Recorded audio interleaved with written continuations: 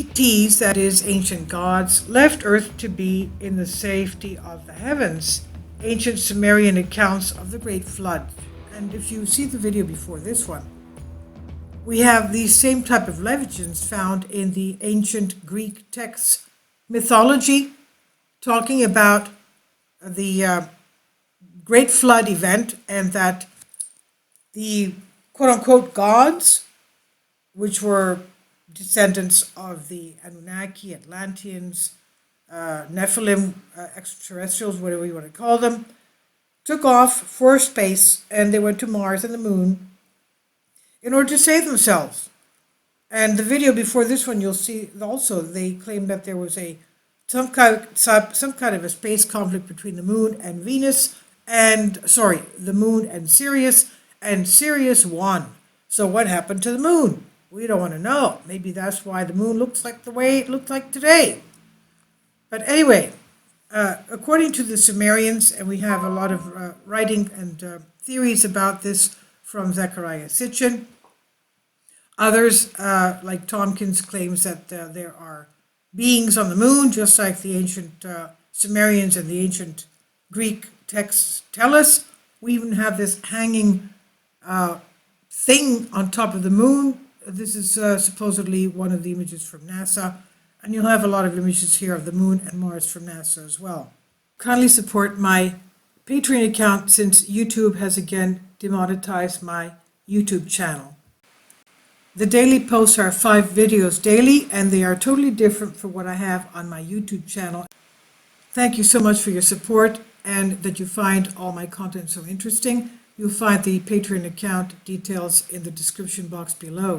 So the Sumerian tablets say, just like the ancient Greek mythologies, that these beings, these quote-unquote gods of the ancient gods, left with their spaceships in order to seek safety.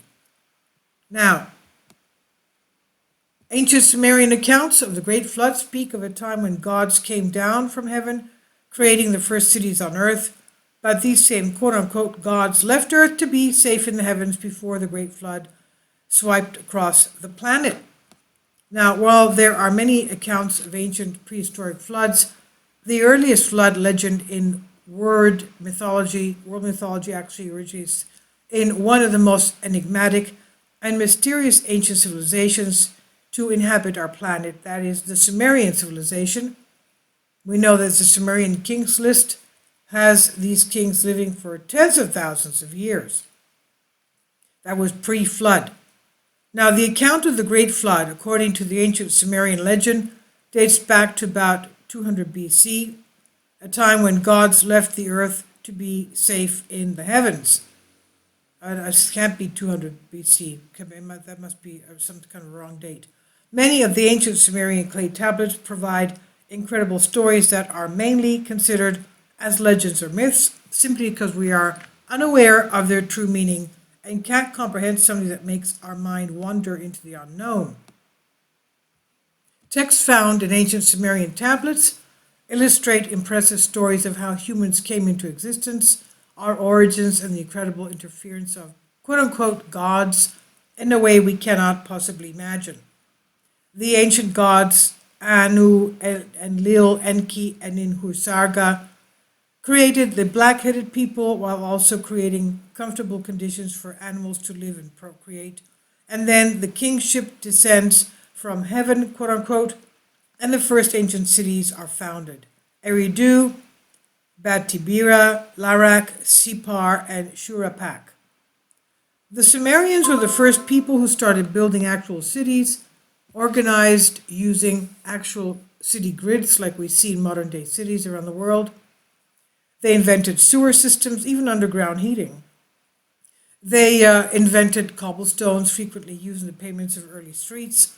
They were also taught in agriculture, but most importantly, they were the first civilization that invented the first known writing system by using the cuneiform script on clay tablets. They were one of the most advanced civilized ancient civilizations. History tells us many interesting facts and stories about the Sumerians, and even today, archaeologists and historians still do not have a complete picture that could tell everything about these people that once inhabited the region of the Tigris and Euphrates rivers. Where God's angry with humans, why is that gods or God, depending on which story of the flood you read, show ruthless behavior? And what do all of the myths have in common? Now, according to the writings on ancient Sumerian tablets, we understand the following. Interestingly, mentioned that they just before the great flood swept across Earth, the gods, quote unquote, left our planet to be safe in the heavens, returning only after the end of the great deluge, the great flood. But why is that some parts of the stories are plausible while other parts of it, like when gods flew into the heavens, are considered improbable? And again, the video before this one, the ancient Greek mythologies and legends talk about these gods of Olympus that were, as we know, the offspring of the Nephilim, Anunnaki, extraterrestrials, Atlanteans, whatever you want to call them. And they had very advanced technology, even space flight, interstellar flight, and even interdimensional switching back and forth. Now, so this goes in hand with these legends of the Sumerian tablets. Interestingly, the story of Noah, the most popular story of the flood, probably illustrates similar stories as those seen in the Epic of Gilgamesh, which predates the Bible.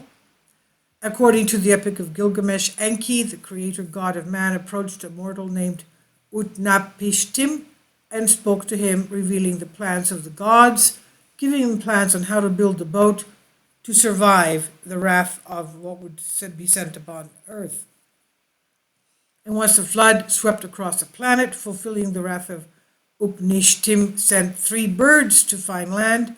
After Utnapishtim discovered the land and set foot on it, he offered sacrifice to the gods, after which the gods allowed him to live. But is it possible that the stories about great floods caused by the wrath of God or the gods were not a myth? And what if accounts of ancient cultures are in fact true?